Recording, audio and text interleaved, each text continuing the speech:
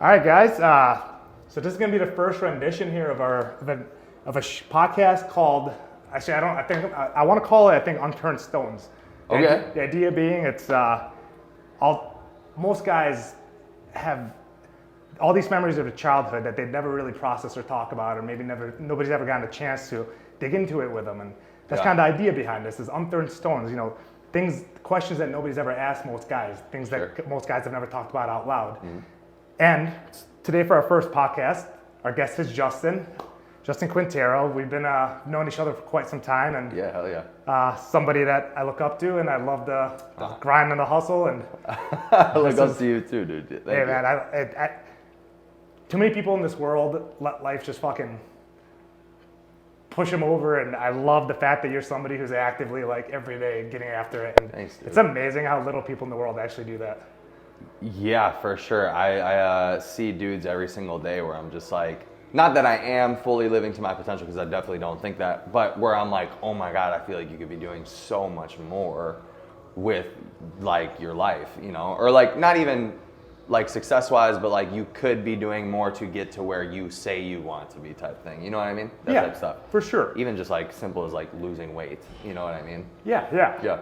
So, you know, based on this idea that we're talking about here, the reason I got, like, behind this podcast is I know guys like you, and I've known guys like you in my life. I follow guys like you on the internet. And there's so much, for people who aren't in this either fitness space or like the self-improvement space, some of the things that guys like yourself do can seem like such an enigma. How does somebody get up every day and make all this food and always training and try to be happy and try to fill life?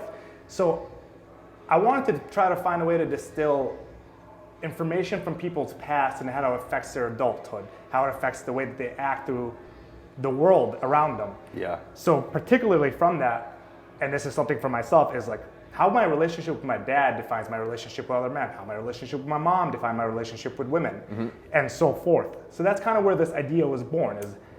I very specifically recently started seeing how these connections are happening for myself, and I want to learn more about myself by asking others their experience, because I find more often than not, I think that I'm the only one feeling something, or I don't think somebody can relate to feeling, but people do. People more often than not relate to the things that's going through our heads. Yeah, absolutely. I love the idea, because I think that there is like this heavy push for grind culture, masculinity, and stuff like that, and I definitely fell into a loop of it for a while, and I still consider myself in that space and in that realm, but I think that there's so much that's not talked about that kind of also ties into it, right? For sure. Yeah. For sure.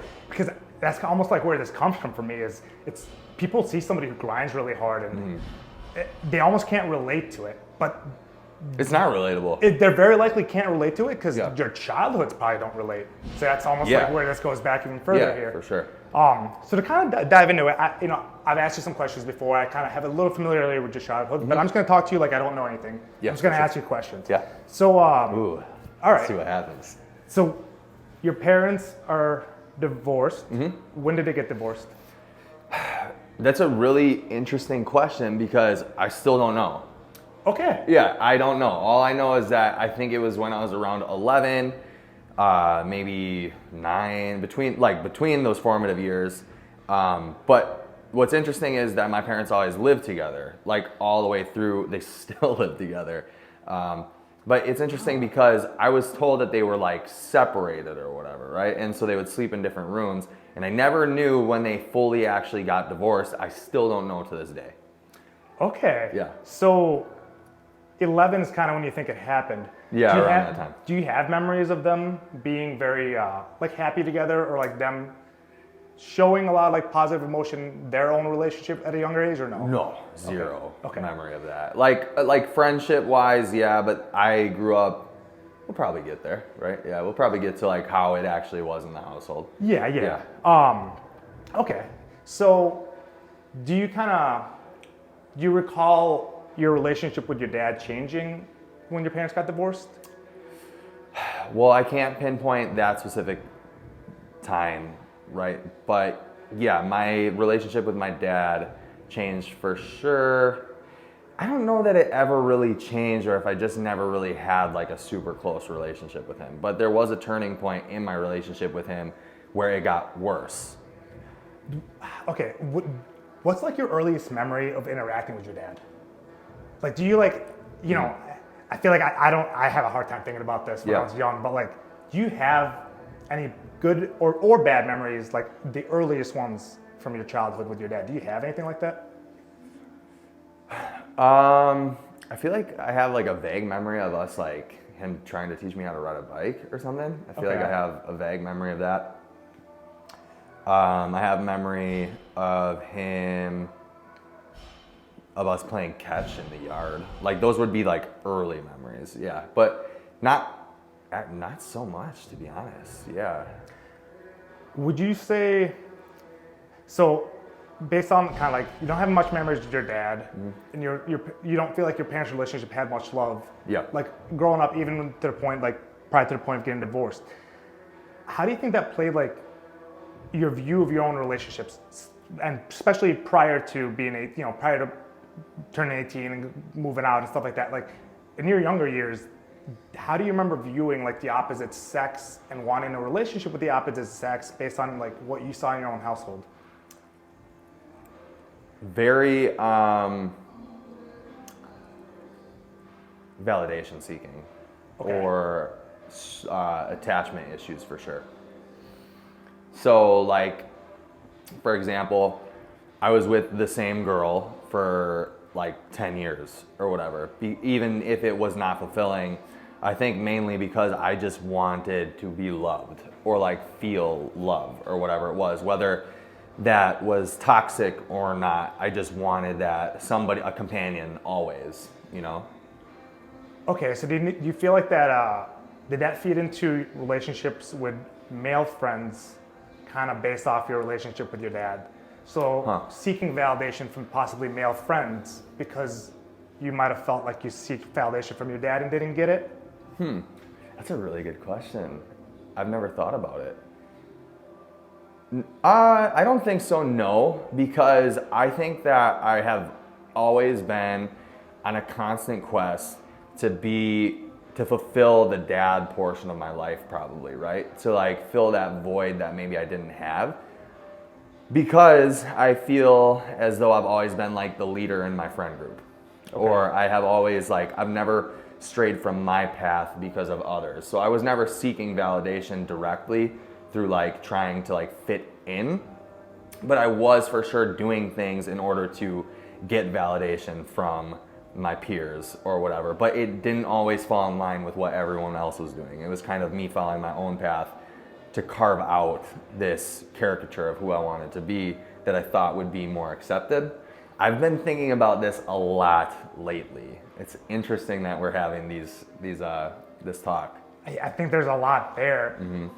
Do you remember the first time you even recall like questioning this idea that like I want to be something, bigger, and like attributing it to the maybe not feeling like your dad gave you enough love or affection, stuff like that? Do you recall that being a conscious thought as a kid? I don't recall it being a conscious thought with my dad as I was younger. So wild that you're asking this question. I swear to God. It's funny. It's funny how like I feel like the divine just kind of aligns things, because as I was in the shower this last weekend, I think I told my girlfriend Heather, who's the light of my life, I told her, I was like, I have always had this voice in my head that has been telling me like, you are meant for more. You are supposed to be whatever, you know what I mean? And I just recently connected that with probably my relationship to my dad. Can you expand on how you felt like that connected? Because, well, like a week ago, I had a kind of coming to Jesus moment where I figured out that I think I still do have some animosity towards my father, towards being angry towards him. And as I thought about it, I would that's where I was like, man, I never got the validation from a man, you know what I mean, or a father figure. I think that's kind of where a lot of things that I might be dealing with or have dealt with in the past is coming from. You get what I'm saying? For sure. For sure. And so I have always been somebody who like has had grandiose ideas or dreams or whatever, and was not able to execute them in my earlier years just because I didn't have the skill set or the tools necessary mentally and emotionally. And I figure now as I've gotten older, so like I had, I wanted to be a fucking musician. I wanted to be a movie star. I wanted to be a YouTuber. Still create content now. And I want it to be part of my full-time job. But as I'm like getting older and validating myself through other nuances in life and stuff, I don't find that it's like the validation from other people with me as a character so much as my work. Okay. You get what I'm trying to say? Yeah. I don't know if that answered your question, by the way. So I want to come back to this point, but I want to tangent a little bit because we just talked about your relationship with your dad and how you feel like that affected you. Now, how would you say that's different with your mom? Yeah, so my mom, I think it still is like a constant battle for validation with, and I just recently... Validation from your mom? From my mom, yeah. Okay. But I just recently came to a coming to Jesus with that as well. So it's funny because, and Mom, if you happen to see this somehow, I love you, but this is just the truth, right? Throughout my whole life, like I've always kind of taken the unbeaten path. I've done whatever the fuck I wanted to do whenever I felt like it. It got me into a lot of trouble, but it also got me to a lot of successes that I've, come to. However, I was always checking in with my mom, to make sure it was okay. Almost like an asking for permission type of thing. And whether I decided to go through with it, with her validation over it or not, I still did it, but it was always like animosity, like she's not, okay with this idea. I'm gonna fucking prove her wrong and I'm gonna do the idea. You know what I mean? And so like, even with this gym or whatever, she's like, I don't know if it's the most financial, blah, blah, blah, whatever. And it's like, well, fuck that, dude, I'm gonna show you. You know what I mean? And so like, still, I'm like searching that validation, I think, and I just came to that realization this past Sunday about that because I was like, they wanted to go to like dinner or something. I wasn't in the best like mind space where I wanted to be with other people. I was working, stuff like that. And I was like, I just need to protect my energy right now. I don't feel like going in that space right now. And yeah, that's so fucking weird. You're asking all the... So do you feel like the seeking validation from your mom is as much because, so your dad didn't give you validation when you were young. Did your mom not give you validation when you were young either? I don't know, because I think my mom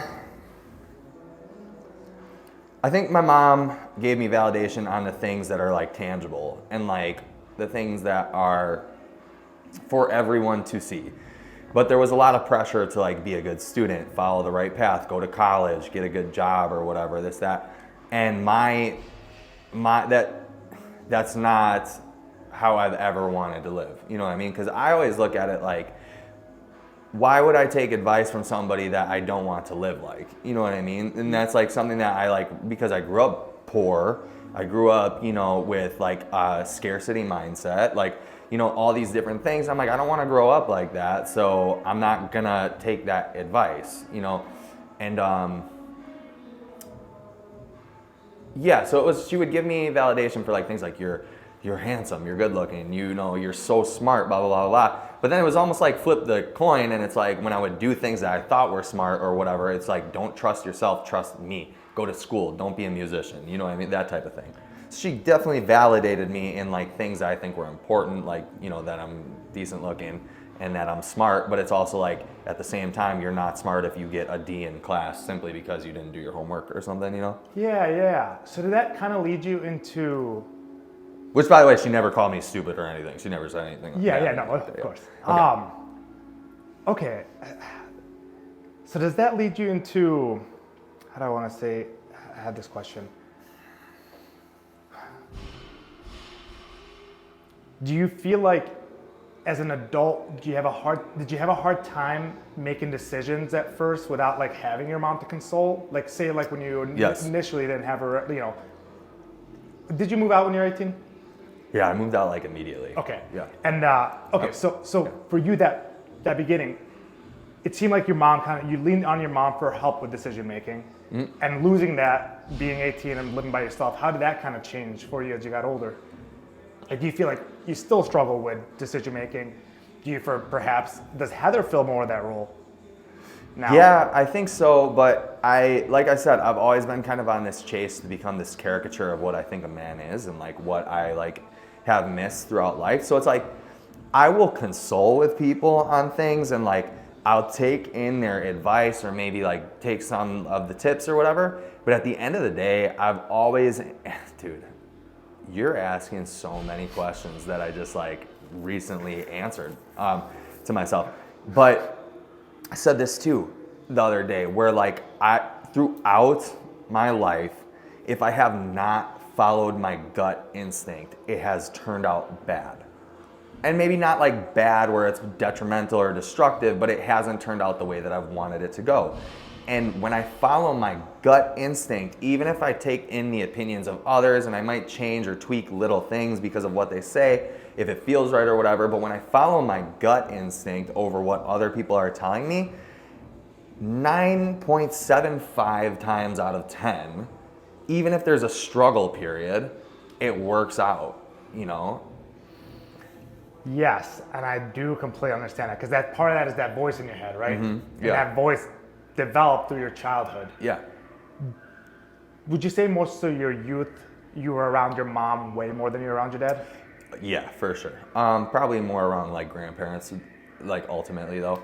But yeah, definitely around my mom way more than my dad. Because there's that idea in the first 3 years when you're a kid, basically your parents' nervous system gets imprinted on you. Sure. Yeah. So in those first 3 years, do you feel like you got a bigger imprint from your mom than your dad, almost? I don't know. I would think probably if I think about like patterns and behavior, if I think about it from that standpoint, like how my patterns and behavior were growing up until like, recent years, probably because my mom's more scarce-minded, anxious, always worried about the rules and stuff like that. But I also wasn't worried about the rules ever, but I was anxious and I was like scarce-minded, Yeah. Yeah. It's funny because when you talk, I very much relate to this idea. I have a voice in my head, and it doesn't We're matter. not schizophrenic. Not schizophrenic. Hopefully. No matter what I do my entire life, I feel incapable of making truly bad decisions. Yes. I literally feel incapable of it. Yeah. So much so that I feel like my default is to make a decision that is always going to end up being good. Like, to the limit that I like have fallen back on this. Yes. At times where like I need to like stop putting in effort, Yeah. but I trust that I'm not doing the wrong thing either. Dude, it's like, I'm gonna get woo-woo here, but it's a connection, in my opinion, to the divine, where like, it's something that can't, like, the longer you hold it in and don't follow through, the longer and worse the outcome will be that you're not doing it, right? So it's like, throughout my whole life, creative endeavors have been like mostly what I need to do, right? And this gym to me is a creative endeavor. I get to create this space and make it a culture that I believe in, and it's not a physical thing. It's more of like an emotional, spiritual attachment that you get when you come here and you experience the community and stuff like that. So it's like, this is my creation. This is the thing that I get to create on top of that video and stuff like that. You get to elicit emotion out of people. So much so that like, I think if I don't use creation as my means to live for the rest of my life or whatever, that I won't truly be fulfilled and I will grow deeper into a pit of like unhappy. You know what I'm saying? Yeah. And I don't know if you feel that way where like, if you're not following your gut or your heart, every day goes by and you're like, I'm not listening to myself. I'm not trusting myself. This sucks. This hurts. I don't like what I'm doing right now. But it's like the conditioning in your brain to think that following that is not logical. It's illogical, and doing the material things such as like, getting a job at Costco or whatever would be safer. So do that. You might not be fulfilled, but it's safer. So stick to that. That's the material. And it's like, but following your heart and your gut is super logical, because if you're doing something that's fulfilling, not even just work related, just doing something that's with basketball might be like fulfilling to you to play intramural basketball. If you do something that's fulfilling and it feels good and whatever, that's so logical because it fills your cup. You have energy to do all the other things necessary then. You know what I'm saying? Yeah. So I'm gonna give you my perspective on this. Sure. This voice that we have, because this voice is the reason I personally believe I can push through things that a lot of people haven't. It's the reason I can be so disciplined. I think it's more tied to our early childhood and the fact that we might not have felt this high amount of love and security from our parents. Sure. So what almost happens is we develop our own inner voice that has to guide us a little bit because we have to set ourselves up for our lives because we weren't given this support in a way that we needed it at a very young age. Yeah. So I think a lot of guys, so like David Goggins is like the stereotypical example of this. Like he grew up a very tough life. His dad was abusive to his mom, beat the crap out of him, and his mom obviously wasn't the best with him either because she was going through her own crap. Right. So it's an extreme example here of somebody else who he had to probably develop his own voice, and that's why he's somebody he can run 200 miles with a broken foot and he keeps going because that he learned to be guided by his own voice. And I don't know, I feel like sometimes people who grow up in very healthy lives and very healthy childhoods, which is great, and they're gonna probably grow up to be ultimately happier maybe people than I can be, but at least happy, but maybe not necessarily accomplish more, just be happy because they learned how to just accept life as it is. Yeah, but is that fulfilled? No, it's not necessarily fulfilled, but it's happy because they feel more maybe self-esteem, self-security in themselves and stuff like that. But they're generally, they don't have that itch. To do crazy shit. To do crazy shit, because the itch to do crazy shit does not come from healthy people.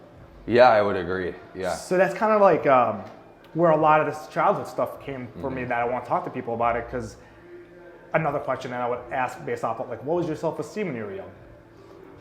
Do you remember your self-esteem, say, 5 or younger possibly to maybe 10 years old to 15 years old? Do you remember it, how that transitioned? Dude, there's not much of my childhood that I really remember. Going into middle school, teen years, I remember a lot of that, but my early childhood, I don't remember much of, to be honest. Probably a lot of trauma-related stuff, Dude, I feel that, and you know why I personally think I'm like that? Why? It's because I feel like I was so focused on just wanting to get to be an adult. Oh, really? You know what I mean? When I was a kid, I wanted to be out of the control of my parents. I wanted to be out of control, of my strict dad. I wanted to have my freedom. Interesting. And I feel like my brain was just so focused on life's going to be better in the future that I don't it wasn't great at the moment. So I just didn't think it was worth saving. Interesting. Okay, yeah. So, and I was so forward focused. So you didn't download any of it, you feel like, because of that? To a limit, yeah. Wow. I never had, depression or anything when I was in high school.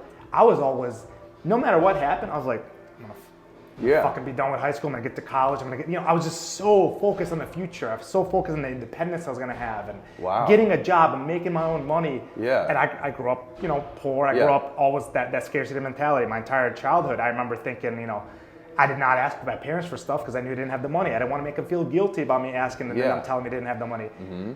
So I was looking forward to the future. When am I gonna have my own money? And I wanted to make sure I never ever had a situation that I couldn't get something I wanted because of money. Wow. Yeah. Okay. So in a sense, I look at it as my childhood was just I needed to get through it to get to the good part of life. Wow. Which is why it wasn't worth remembering specifics of it. Yeah, that's super interesting. Holy shit. Okay. Yeah, it's kind of a little, chew on that a little bit. Yeah. But so, again though, with that being said, you don't have much memories. Yeah. What's your earliest memory of your self-esteem? When was the first time in your life that you truly captured this idea that this is how I feel about myself compared to the world around me? Yeah. That's hard. You know what, let me ask this question a different way. Sure. In high school, I thought I was a bit of a nerd. I thought I was a bit of a geek, but I was kind of a jock. Yeah. But I had low self-esteem because of the fact that I didn't feel like popular kids liked me or the pretty girls didn't talk to me. Yeah. So I had low self-esteem in high school because I didn't get the attention I wanted to get. So that's kind of an example of what I'm talking about. Yeah, no, I get it. I'm not gonna lie, I kind of have always felt like I was the shit, I guess. Okay. Yeah, I never had poor, at least not super poor self-esteem from what I can remember. I didn't know like really that bullying was like a real thing. Probably due to part of the way that I grew up to and the things I was exposed to, I just kind of thought that like people gave each other shit. And like when I look back, maybe I got bullied like a little bit, but like I didn't actually get bullied because I always pushed back. And then like I was like, could talk to those people like normal people. Like you didn't feel like a victim. Yeah, never, because I just felt like I would beat that dude's ass, you know what I mean? And like it just never, yeah, I don't know. But like if you would look from the outside perspective, I looked like an emo kid that like skateboarded, did drugs. I didn't do any drugs. I was straight edge like basically all of high school. But I looked like one of those kids, you know? And yeah, but like my self-esteem was never like bad. Also, I was in a weird situation too in high school where I feel like I immediately started dating like one of the hot girls, you know what I mean? And like we stuck together for a long time. And you know, I had friends in like every single social group. So I was like in a weird position where I never gave a fuck about what anyone thought, to be honest. Like sometimes, yeah, here and there, I was a kid, so I'd be like, oh, you know, I'd feel like kind of awkward here or whatever. But yeah, I never was searching for the social acceptance of like the cool kids or whatever, because I didn't even know there was cool kids, because I talked to everybody, you know? Like you had a good feeling of your social value. Yeah, around other 100%. people. Yeah, I never felt rejected by like anyone except maybe a handful of times. There's one girl that I remember I felt rejected by, and it wasn't me trying to date her or anything. She just literally wouldn't give me like the time of day, but her friends would talk to me regularly. But it was just one girl. So it was like, and I still remember her to this day. So it probably did bother me a little bit. Yeah. But not as much as I think that. Yeah, no, I don't know. I think I had more self-esteem issues kind of as I got older, you know, and I even dealt with some of that recently too. Okay, what do you think made the self-esteem issues come out as you got older?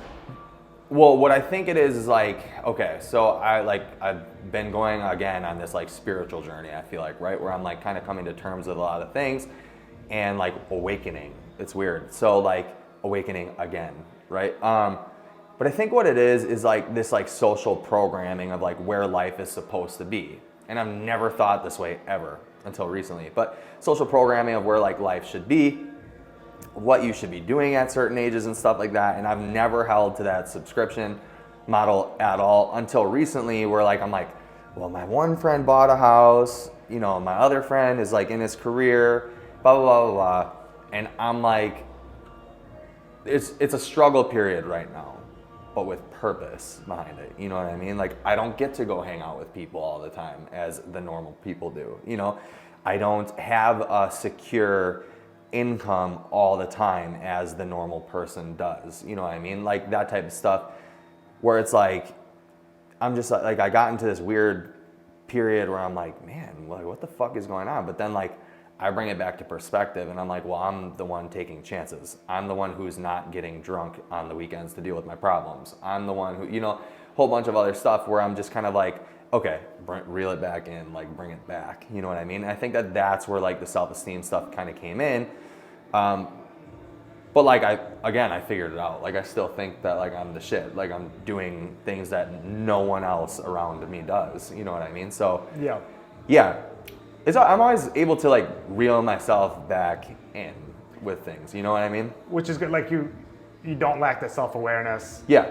To even be aware when you're maybe lacking the self-awareness, then we become reaware. Yeah, totally. And having Heather anchor me down sometimes too is super helpful, you know? And how is that then, having Heather be this person that is such a rock for you, that anchors you down, especially compared to past relationships and stuff like that? I mean, it's night and day difference from what I've experienced in life in general, because no matter the decision that I make, she trusts me like as a man to make the right decision. She trusts me as a leader, you know what I mean? And she believes in everything that I do 100% because I don't give her any other reason to not believe me. You know what I mean? So like having somebody that like has so much faith in you that you have in yourself, if not maybe a little bit more, and is able to bring you back to the reality of what's going on, is just so, it's like a pivotal moment in life when you realize that somebody's there for you like that. You know what I mean? It kind of makes it makes a lot of stuff feel like it can be not okay and it's still fine, right? Exactly, yeah. Right? Like you're willing to take on any battle that has to come up. Yeah. Any Yeah. battle. Yeah. There's it's a feeling of security, but like in a more complex, wholesome way. Yeah.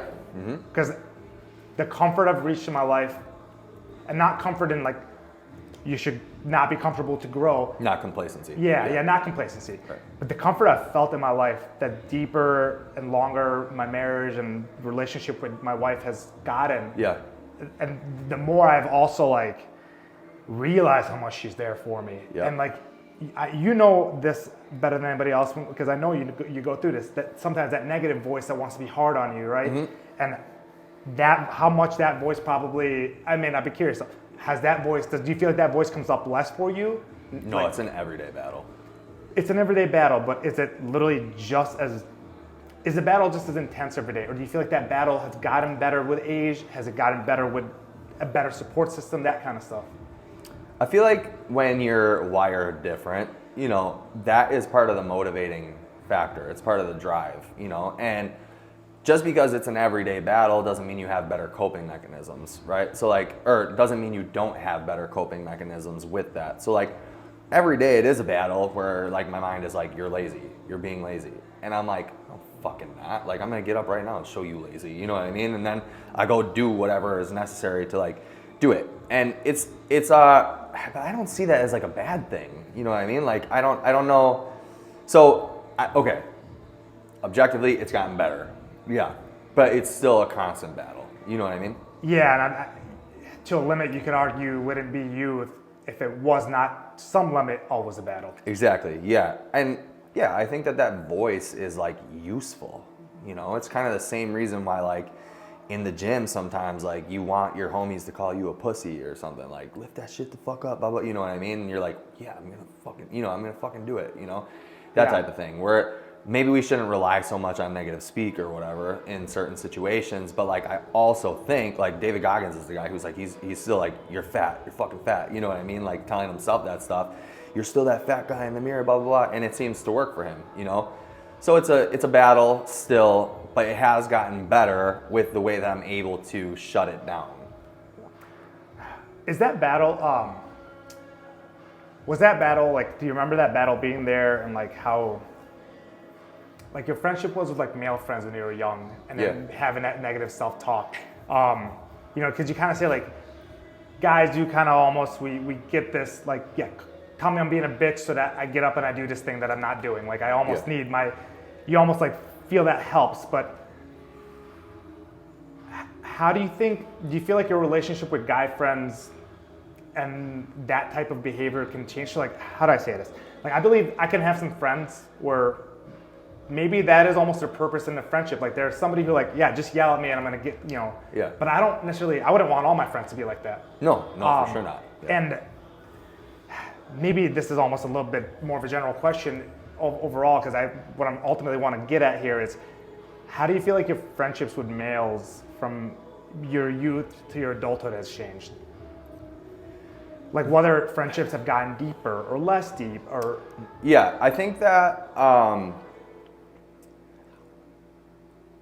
that's like a really nuanced question, I feel like, because on one hand, like to me, the relationships that I create now are way deeper because I expect something out of somebody. Not like an exchange of good or whatever, but it's like I have expectations in order for us to be friends. You know what I mean? And my expectations are that like I hold you to a high standard, and if you're not the quality of man that I want to be, I'm not gonna fuck with you at all. Like it's just period. I don't want to be around you. You know what I mean? Because I need to be able to trust you with my wife or my girl. I need to be able to trust you if I would like, you know, give you some money or whatever. I need to be able to fully trust you and believe that you're there for me as I would be there for you and do, you know, whatever.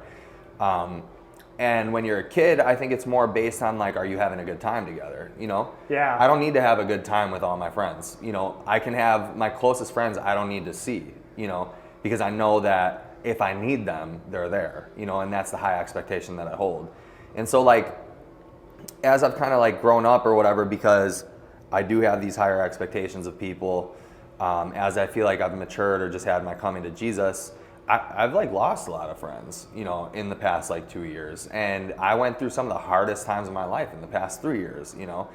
And that all happened, and I realized like the type of men that I want to surround myself around and the men that I don't want to surround myself around. And so I feel like if I, the connections are deeper, the friendships are deeper, because I don't want friends who are drinking all the time. I want friends who are productive, who do the right things, who morally align with what I align with as well. You know what I mean? Don't cheat on their girls, or don't, fuck people over for no reason. Like, there's a lot of things that I don't accept out of a friend now that I may have in the past.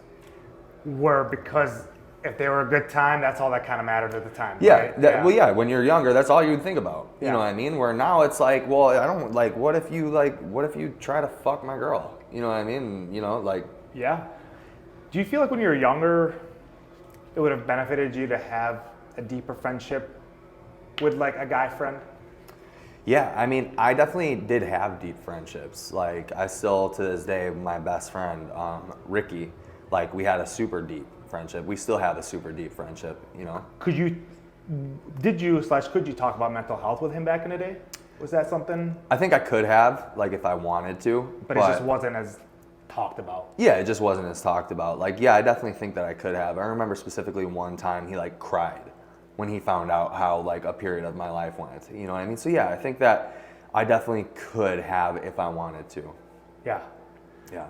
To me, I didn't cry much when I was in high school and middle school, or, not, because you're a boy, you just don't cry much. But the couple times I cried, like, after, like, a really hard wrestling meet, like, a really tough match that I lost or something. Yeah. It's amazing, like, I had a couple, like, older guys on the wrestling team that were, like, brothers to me, and, like, crying into their arms was, like, such a cathartic, like, good memory, even though, like, it was, like, a tough loss, and I remember the meet, but, like, that connection I felt with that friend to, like, cry in his arms, it's almost like a thing that all men, like, need to experience more often, need to experience when they're kids and when they're adults, because there's the idea women can go cuddle on their friend's lap and cry, and not that guys that cuddle on their friend's lap and cry, but I don't think enough guys would call a friend and go fall into his arms crying like, dude, I'm fucking having a hard, they won't do it. Yeah. And I don't know if I would do it, even because I only did it in these, like, very vulnerable moments in high school, right after a wrestling match, and I'm exhausted and I'm beat and I just can't believe I lost, but in normal everyday life, like, if anxiety and depression is hitting me, I'd be hard pressed to call a friend and cry on their shoulder.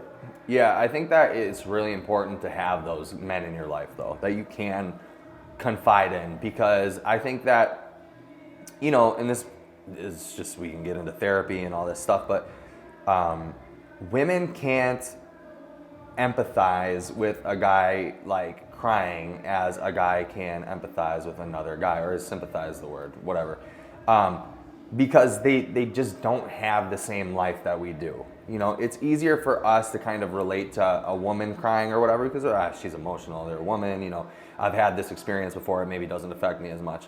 But men go through such a different type of life, their whole entire life. We're not going to be saved. We're not going to get taken care of. We have expectations that society puts on us, whether people don't want to normalize that or not. It's always going to be there. If the world comes to doomsday, right? If the zombie apocalypse happens, who are we going to rely on? Men. Yeah. So we have all these outside pressures, whether the modern world wants to accept it or not, that women will never feel. And so it's so important to find other men that you can have those types of relationships with, because they can sympathize with you. Yeah. That relationship, you see a man cry, you understand what it took for him to get there. Yeah. I don't think where women maybe don't necessarily understand the battle that a guy has to get to, that actually got to the point that they cried. Yeah. Or that they showed emotions externally and didn't just show them internally. Yeah, because it is a battle. It's like, because you are told, don't cry because you're a boy. Don't show emotion, you're a man, whatever. And people will say the bullshit where they're like, we don't expect that of men. But watch a man who cries every single day with his wife, and what happens in the next 3 years, 2 years, what's going to happen? They're probably going to divorce. She's not going to trust his judgment anymore. Something's going to happen there. You know what I mean? So they want us to express emotion and do things as a woman would, without the courtesy or exception that a woman would get, you know? Yes. And you said something there that I'd like to make a counterpoint to. You said we're told men shouldn't cry. I don't think I was ever told I shouldn't cry. Yeah. What it was instead is a constant image is if you want to be looked up to as a man, you're a tough guy. So I don't think nobody ever said, John, don't cry. Yeah. But it was very clear in the society around me, on TV, and everything around me that if I wanted to be the guy that got attention for being a man, I couldn't cry. I had to be bigger. I had to be strong. I had to put on muscle. Superhero. I had to have facial hair. Yeah. I was lucky enough I had facial hair. I felt bad for all the guys that didn't in high school. Yeah. You know? Well, and dude, to be honest, like to a point, I want to make it clear what I like think is that I do think that there are acceptable and unacceptable times for men to cry. You know, I genuinely think that. I don't think a guy should be a crybaby. No. I think that a lot of guys need to man the fuck up and just deal with life because this is life. You either accept it for what it is and you make a metamorphosis, you transform and you become the man that does get the fruits of his labor or whatever, or you be a fucking victim and you cry yourself to sleep and then you get a woman who's gonna boss you around and you know you're gonna be pushed around by your boss at work and all these different things, or you become the free man who, you know, chooses life, who chooses to wake up every single day, love his wife, his good looking wife, and all these different things, and you live life on your own terms and stuff. And you definitely don't cry in front of your woman all the time, you know? Yeah. That type of thing. Crying is 100% acceptable for men. I think it's a matter of controlling your emotions is still a skill that, man or woman, we should all be practicing. And you can argue, because at the end of the day, sometimes men are relied on in moments of true like catastrophes happening, whatever. You have to truly be able to control your emotions. But when the time is right and you are with your woman and you're in your private space and you feel overwhelmed, fucking cry out, weep on her shoulder. But it shouldn't be a daily occurrence. It shouldn't be a and also have a plan going forward too. Like, don't just cry and then not like have a plan of action or anything like that. You know what I mean? Like, I think that that's something that's just like, dudes will cry and then never fix the issue. Dude, that right there. So almost like when I think like I never cried much in high school or like what. I didn't cry, not because I feel like nothing got me emotional, but because the second something happened that would have made me want to cry, my brain was like, how the fuck did I fix it? Yeah, exactly. Like it's and that's almost that voice that we're talking about here. And sometimes like when people want to like look at me and say, you know, I've done a lot or accomplished a lot, and they want to think like maybe I out-willed them or out-efforted them. Sometimes I feel bad because I also want to say, well, yeah, but I also, this voice in my head made me do this. And that voice in my head is also the reason that like, oh fuck, you just fucked this thing up. This shit just went completely sideways. That voice in the head, it's like, nope, don't bitch about it. Like what? Let's fix it. Like what's the next? Like I almost instantly start thinking of the solution. I don't spend no time thinking about dwelling like on this shitty thing that just happened. Because sometimes it's just not worth it. Like you think it's the end of the world in the moment, but like.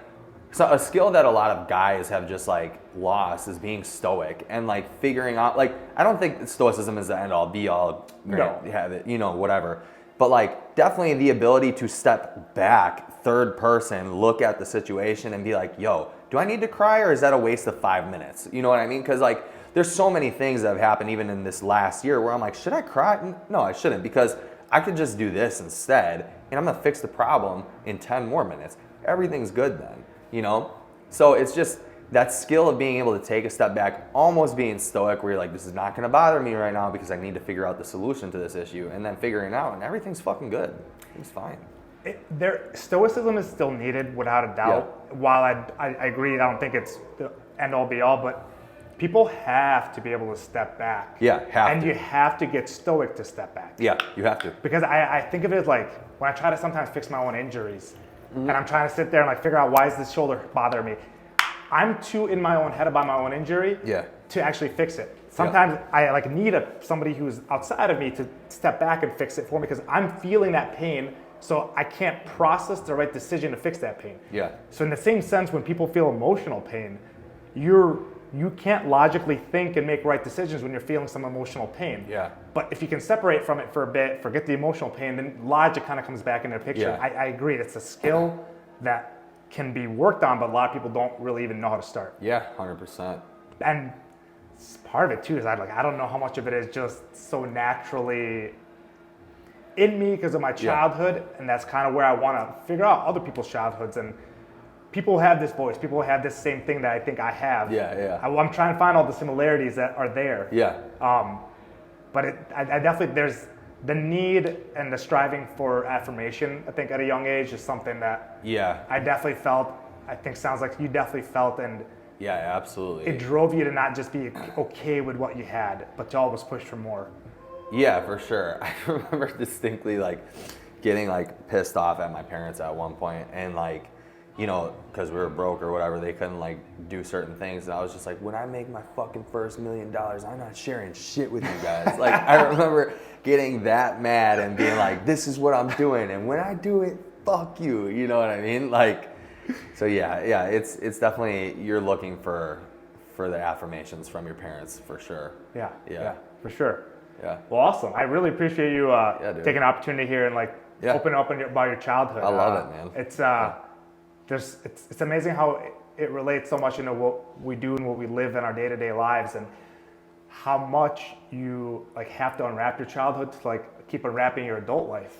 Yeah, dude. Yeah, and I just recently wanted to take a deep dive into that too. There's some like breathwork stuff coming up into Milwaukee, and there's like a couple different like people that I've been thinking about getting like coaching from or whatever. Then I'm like, man, maybe I should take a deeper dive into my childhood. Like, why can't I remember when I was like 6, you know, and under or whatever? Like, what happened, you know, in those years that I'm like blocking out? Because I also think coming to terms and peace with all that stuff can only like propel you forward more, right? Yes. So, it's definitely something that I'm like more interested in exploring.